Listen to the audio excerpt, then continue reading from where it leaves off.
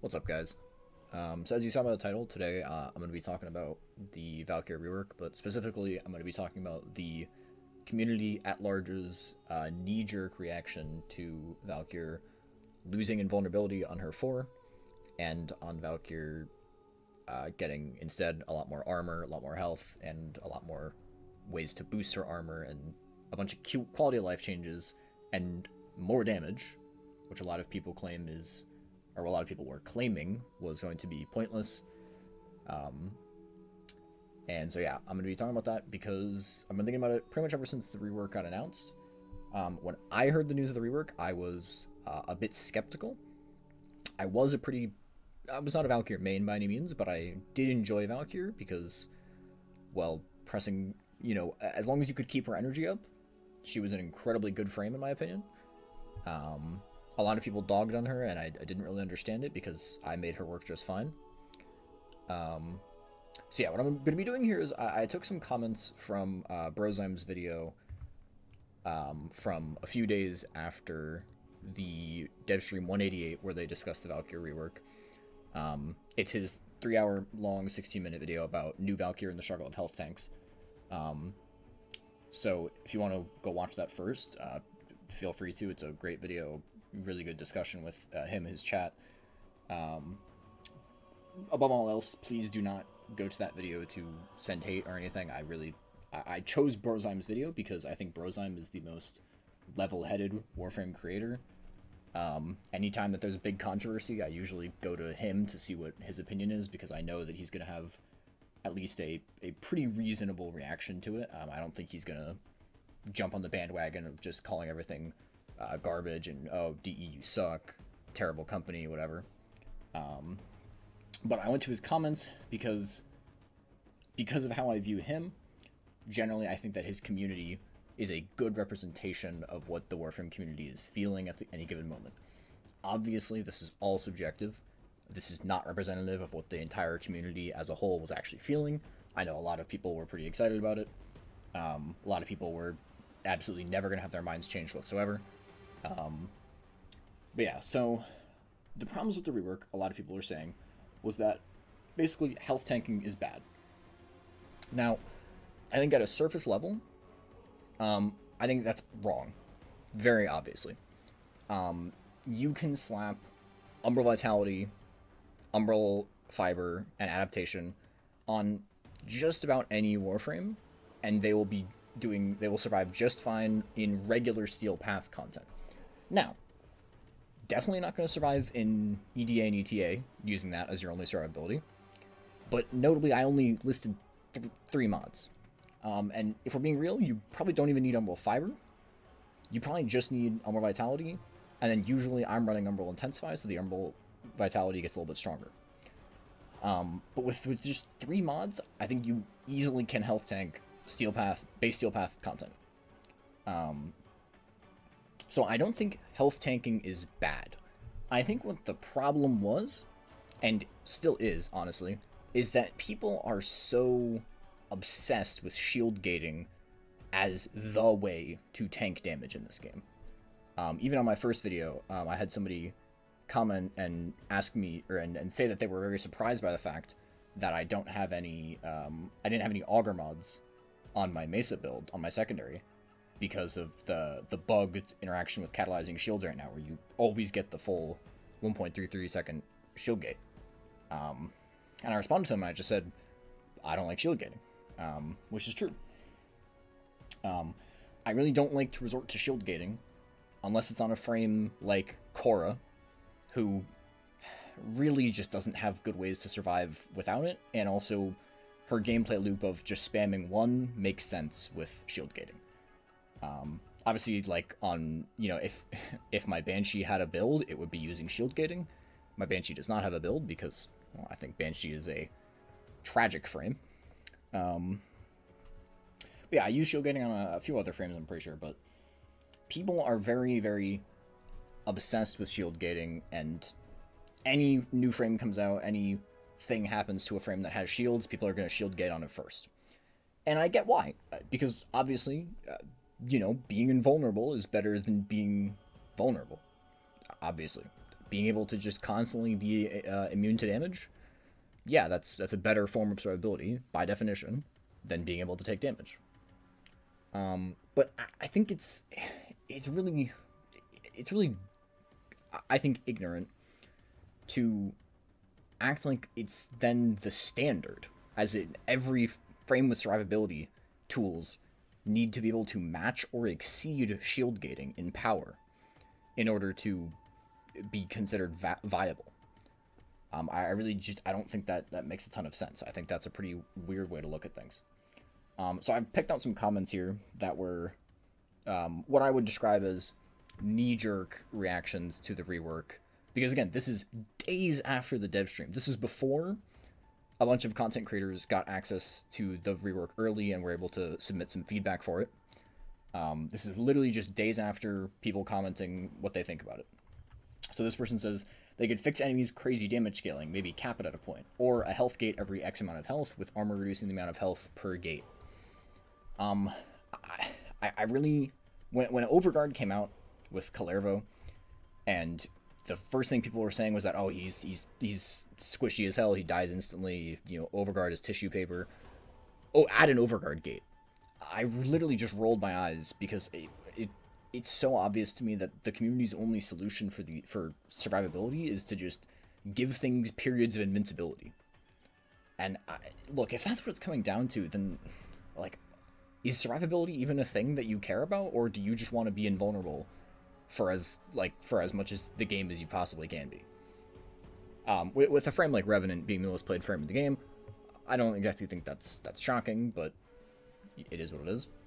As far as damage scaling, I actually kind of agree with this. I think it's a little ridiculous that any amount of armor and damage resist will eventually get just completely nullified because, you know, a Corpus crewman is going to shoot you with an aimbot bullet that does billions of damage, and no amount of damage resist is going to protect you from that. I do think they could change the curve on damage scaling. So I think that point was good, but this health gate, there were a lot of comments about health gating. I really don't think that's a way we want to see the game go forward.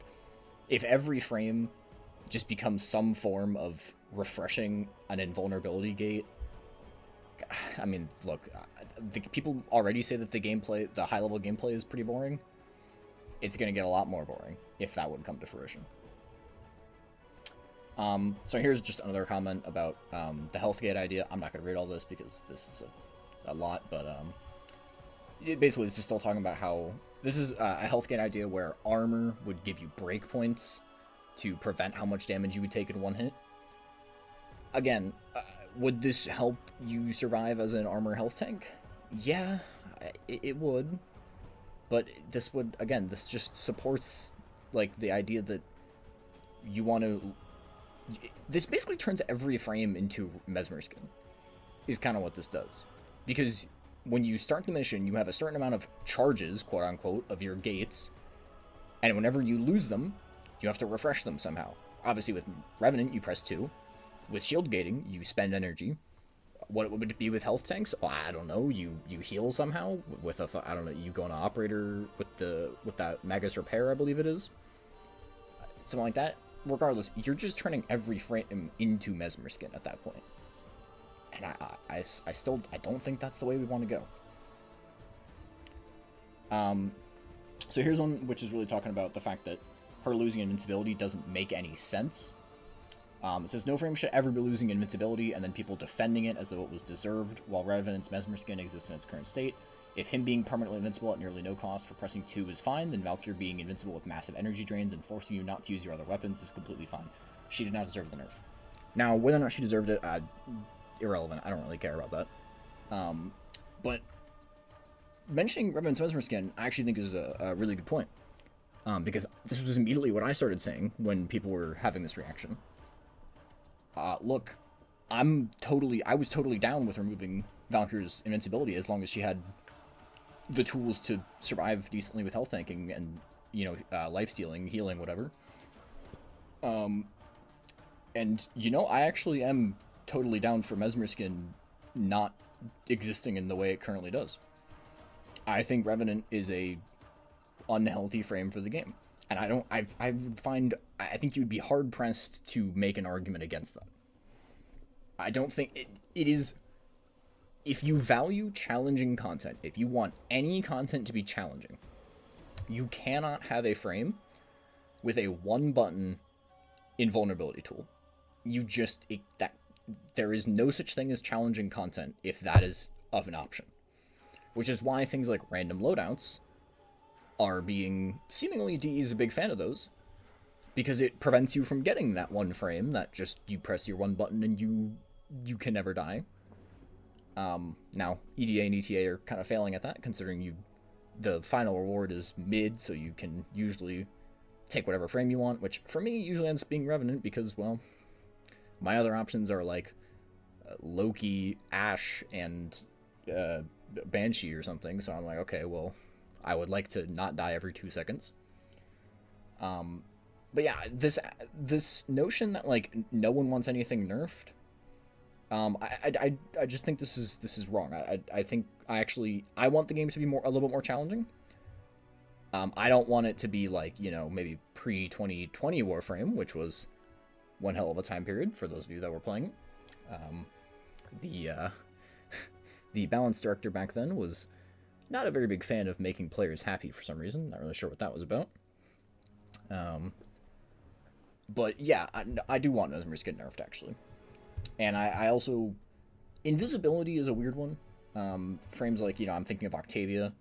I'm thinking of Loki and stuff like that. Invisibility being the way it is, I think invisibility is okay. Because, especially in like, Hulvania missions, there's so much AoE damage just around the map that I think it's pretty hard to actually, even if you're staying invisible permanently, to stay alive. And I think that's good. I think forcing you to dodge hazards like, the poison trucks in 1999, I think that's a good way to make invisibility still engaging. Because otherwise, if it weren't for that, well, invisibility might as well just be old Valkyr 4. Yeah, and I also think, to this point, the massive energy drains. My old build on Valkyr had... I believe it had 160 efficiency, and it had just a fuck ton of duration. I think like over 250, or maybe 300 even. And her 4's energy drain was still, at max drain, was like, I think 8 energy per second? It might have been closer to 5. That is a ridiculous drain for a melee exalted, because it making you invulnerable is okay. Do I think you should be able to pay 5 energy per second to be invulnerable? Okay, maybe, but it locks you into only using a melee weapon, with a melee weapon that has very, very short range. 1.5 meters before the rework was tough. You basically had to run primed reach or you were not hitting anything. So if you ask me, would I rather be invincible but pay 8 energy a second, or would I rather be what I consider pseudo-invincible and pay 2, which is what I'm at now, yeah, no, I'm going to pick being pseudo-invincible and paying 2 energy. Because, I'll get into this point later, but the Valkyr Rework expanded a lot of options for her build for mod slots, arcane slots, stuff like that, that makes my build just, it's so much more comfortable. Yeah, so we'll go to the next one here. This is just kind of a funny one. Violence, Silence, Health Tanker / Proc Blast. This is just, I don't know. I get the point that, like, there are enemies in the game that can one-shot you no matter how much damage resist you have. And obviously this is making the notion that Violence is going to do this on normal Steel Path content. Yeah, I don't know. I think this person was just, they were kind of thinking of an enemy that they die to a bit. But I'll be honest here, Warframe players seem to have a problem with dying to anything. Because when I think about, like, enemies that I don't, like, I'm not frustrated if I die to, an Acolyte is considered like a mini-boss. Like, it's supposed to be a threatening enemy. Why are you upset that it one-shot you? Like I feel like that's kind of the point of it. When you go against, the Apex tank hidden boss fight, are you upset if you die to it? Because it's supposed to one-shot you. You're not really supposed to sit there and tank it. Like I feel like that's a ridiculous thing to want, even, is the ability to sit in front of the Apex tank and let it shoot you. Why should you be expecting to sit in front of Violence and let him wail on you and not die? This one is, honestly, this one's probably the best argument against the rework, but Valkyr is really going to be just Wukong or Baruch with less range. Wukong, I'm not really sure what they're talking about, because Wukong, I don't think, has anywhere near the survivability that Valkyr has, even before the changes after the content creators submitted feedback. The base rework, quote-unquote, even before that, I feel like she had way more survivability than Wukong did. Wukong can generate 1500 armor with Defy, but yeah, other than that, I don't really know what this is cooking. Baruch, yeah, Baruch getting, it's like 50% for pressing 4, or is it 90% for pressing 4? I was like 50% for having restraint, and then like 90% from your 2. Oh, and I think it's 40% from your 4. And then you get the DR from either your shields or your armor. Yeah, I mean, look, Baruch is health tanking, in my opinion, done a little bit to the extreme, but it's certainly done right. You're not going to argue that it's done wrong. And does Valkyr have less range than Baruch? Yes, certainly. Baruch also has less range than Excalibur, I guess. But even if we're gonna assume here that this was 100% correct, and that Valkyr really was just Baruch with less range. Actually, I think this is a point on the next one. No, it's not. Okay. But this is something that I think people really kind of need to grasp. There are so many frames that you could claim are just worse versions of other frames, and they still get a ton of play because they're a different frame. So, like, for example, Revenant makes every frame him but worse, because all you're doing is imitating Mesmer Skin by shieldgating, and all of his damage comes from your weapon, which you can choose, and you choose the Torrid, and nothing is, realistically going to be better than the Torrid Incarnate for just general wave clear purposes. So in that case, every frame is just Revenant and the Torrid, but with less survivability and less wave clear. Okay. Now, how many of you are running Torrid Revenant every mission? If I had to guess, probably 0, because it's really boring.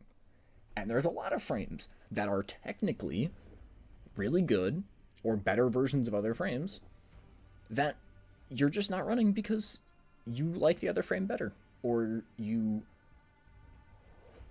don't feel like playing the same frame for 100 missions in a row. I mean, for instance, like Nidus is a really hard. I think he's in a very weird spot, because his kit is super synergistic. Everyone loves that about him, but in modern day, he kind of does nothing, because his 1 does no damage. And other than that, you've got like a good grouping tool. You've got a mediocre damage resist, because you have to stand within a certain range of an enemy, and then you have grass. None of that is really good, but guess what? I'll put him on and mess around in a mission for a few minutes, because he's just fun. And it's okay for a frame to not be meta and be fun still. For an example of a frame that was not this, was Hydroid pre-rework. There was 0 redeeming qualities about Hydroid pre-rework, and I really do not want people to change the narrative on that. Nobody was playing Hydroid for fun unless you were memeing, or you were trying desperately to make any build work on him. So he was bad, and he wasn't fun, because he was so bad. In modern day Warframe, I don't think there is any frame that is like that anymore. I think even Oberon, who's getting the next rework, I think Oberon is, you can make work, and he can be fun. Banshee, as I said earlier, you can make her work, you can make her be fun. But it's okay for a frame to be quote-unquote less good, but still be fun. And I think what is a lot more fun than just pressing 4 and never looking at your health bar again is actually thinking about your health bar and thinking about, the enemies in front of you. And maybe like, oh, like, I want to go target that enemy because it's a Blitz Eximus and it can one-shot me. Spoiler alert, Blitz Eximus cannot one-shot Valkyr. That's just, after the rework, still can't happen. So then here's kind of one last one.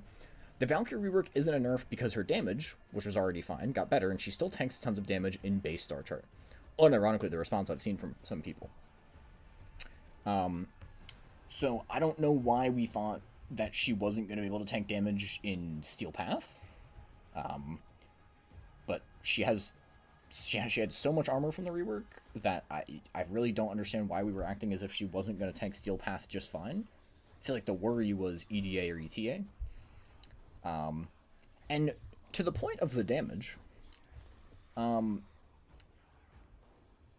giving a frame a lot more damage when they already have enough, which obviously from my previous videos, you guys know, I am a proponent of not just throwing damage on a frame when they don't need it anymore. But what this rework did was it gave her a totally separate way to get a certain stat, which was damage. Her passive is a pressure point-like damage increase, which means you don't have to run pressure point. Or Arcane Fury, which you definitely did before. You definitely ran Arcane Fury before. But you don't have to run Arcane Fury, you don't have to run pressure point, and you get 300% base damage. So you freed up an Arcane slot and a mod slot on your Talons. So let's not act like her damage increase is meaningless. It very much had a purpose. And that was to expand on very, very limited slots that were fighting with a lot of options, because Valkyr had a ton of good arcane options. So yeah, I think just looking at this as if, like, I think the angle a lot of people took when they heard about the rework was that they were just assuming they were going to copy paste their new build, their old build onto the rework, and then judging it based on how it was going to perform there. Obviously, you have to do some changes when a frame gets reworked. You can't just throw the same build on and expect it to work as good. And so for the final one, and this is the one that I chose at the end because I think this is really the point. They're testing the waters with Valkyr to see the reception of these types of nerfs. Now, that's obviously a hot take, which is why I got 2 likes. But I think this is the truth. I think they definitely, because to be honest, I don't think anybody really thought Valkyr was like an awful frame that needed a rework. I mean, definitely better than Oberon, definitely better than Banshee, definitely better than Vauban in my opinion. I think Vauban is kind of terrible. But they're seeing how the community will react when you take away an invulnerability. And, well, if the last 20 minutes haven't proven anything, people were pissed. The idea that you would lose invulnerability on Valkyr was people freaked out. And they immediately ran to, let's fix health tanking, let's fix armor, let's fix everything, whatever. Which, don't get me wrong, I think there's a conversation to be had there. I think armor and health are weaker than shield gating. But that does not mean that the Valkyr rework is bad. Okay, so I'm in the game now. And I'm here to basically show off the things that you're able to do with Valkyr now that the rework has happened. So before the rework, I don't actually think I still have my old build on here, do I? Yeah, no, I don't. This is just for, I actually don't know what this is for. But basically, if you look at this, you probably look at this and you go, wow, 3 Umbra mods and adaptation. So you're using 4 mod slots for survivability. And that kind of feels like ass, because in the old build, you would use 0. I'm just going to say it. This is better. This is a better thing for the game than 0 mod survivability. 0 survivability mods, survivability. This I don't care that this is high investment. I think having high investment to survive endgame content, that's how it should be. You should have to invest highly to survive the most endgame content there is. And still, with all that, I'm able to get very good ability numbers, right? 250 strength, very good. 130 efficiency, just because of streamline, very good. 259 duration. This is being boosted by the fact that I have 4 Tau duration shards. These are a relic from the from pre-rework. Theoretically, you could swap these for I don't know, parkour velocity. Really, this is a dealer's choice. I think almost anything here is good. I'm keeping the duration because her 4 at max drains 1.3 energy a second, which is just you never have to think about energy with this nowadays. Your 2 lasts forever because Eternal War basically functions as a infinite duration mod for Warcry. I am subsuming Eclipse, which I know a lot of people were saying if you have to do that for your survivability, then that's a terrible thing for the rework. I subsume Eclipse here because of the flexibility of getting either the damage increase or the damage reduction. Plenty of instances I'm just keeping the damage increase and I'm just for fun. But then in certain content I will intentionally put on the damage reduction to stack just another layer of it. Another thing to note here is the lifesteal. This is 250 health per hit. Now, the reason why that's important is because if we go to the Talons, the crouching attack, which I believe is this one? Yeah. That is 6 hits. So if you hit an enemy with one slide attack, you're healing for 250 times 1500 health, which if we take a gander at the health stat, 2100 health, you're healing for 1500 of that. That's a full health every hit. I don't see the issue here. Could this be percentage based and be better? I guess. I don't think I would notice, but it could be. As far as armor goes, right, 2800 armor base is just base 90% DR. If we're being real, this is enough to survive base steel path, probably. But then you slap Warcry on, you get a 125% armor increase, which is then tripled while you're in Hysteria to be 375% armor increase. Which, it just, the long and short of it is that you get over 300, you get over 10,000 armor. And what you can do with that is you can literally sit in front of elite temporal Archimedia enemies and not take any damage, right? And I'm going to go prove that to you right now. Okay, so here we are in the ETA for this week. Obviously I did not get Valkyr for this week, but it doesn't really matter. So here is me just sitting here and trying to get hit by these enemies, just holding my melee out and just sitting and purposefully trying to get hit by them. One thing about holding your melee out is that you get melee blocking, which means even a good portion of these hits, these just aren't actually hitting me. And you can see my health, it's really trying to go down. This enemy behind me, he's doing a really good job.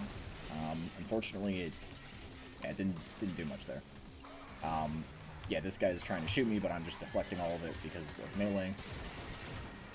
The Harbinger is trying to shoot me, but I'm just deflecting because of melee. I'm going to try and just face the other way. And you can see now my health is starting to go down a bit. I lost a good chunk to that grenade, I assume. Yeah. So, this is all... Oh, wait, my Warcry. Oh, well, that would do something. That was all without Eclipse. Now I'm going to activate Eclipse. And, like... I mean, I think I've proven my point here. If this survivability is considered bad, I really don't know what's good. And look at that, I do one side attack, full HP. So unless you get up from your computer during ETA to go do a load of laundry, I don't see how you ever die. I'm gonna just sit here. I'm gonna keep sitting here. I'm gonna really try my hardest to lose some HP here. You can see they're doing like 6 damage per hit. I mean, they are trying their hardest, but oh, I also don't have as much Warcry armor as I should be, because normally I use the Grimoire with the Foam Invocation to increase my strength. But I mean, I've been AFK now for like 20 seconds, and I've lost about a third of my health. So, yeah, this is all without mentioning, by the way, the quirky Death Gate at the bottom. I will just say this, I've played quite a bit of Valkyr since the rework. I don't think I have ever procced the Death Gate at all. And I've played her, I used her in ETA once, because I just wanted to see how she was. I saw this and I laughed. I played her a lot during Isle Weaver. I wasn't recording the gameplay when I was doing it, but in Isle Weaver, I was able to just sit inside of the 2 fragmented ones and tank their damage for a good duration of time. And obviously, if I'm attacking them, and they literally couldn't kill me. They didn't even proc my Death Gate. But even if they were, I'd be hitting them constantly, so I'd be constantly regenerating it. And yeah, the only way that this build doesn't work is if her 4 gets turned off, which if you look at my energy bar, yeah. I mean, you can read 1.3 energy per second on a stat screen and think about how much that is, but this is what it looks like. Yeah. Oh, look at that, I'm full HP. So, this is the state of the Valkyr rework, and this is what people were worried about. Now, obviously they couldn't have known this is how strong she was going to be. But what they did, which I think is the crux of the issue here, is the reaction. They freaked out. People freaked out because there was a nerf coming. And I'm not denying. It's a nerf. It is better to be invulnerable than vulnerable. Of course. But there was a lot of this notion that she was she was going to be a dead frame. No, you're never going to use her ever again. Blah, blah, blah, whatever. And like, I mean, look, guys, it's not true. I think Valkyr is more fun. I think she has more things going for her. I think she's more engaging. I don't know. I think this rework was a success, and that the lesson from this should be that let Pablo cook, you know? If he says something that sounds crazy, maybe just take his word for it until it gets in your hands, and then if it gets in your hands and it sucks, then, yeah, at that point, start saying shit. I'm all down for that.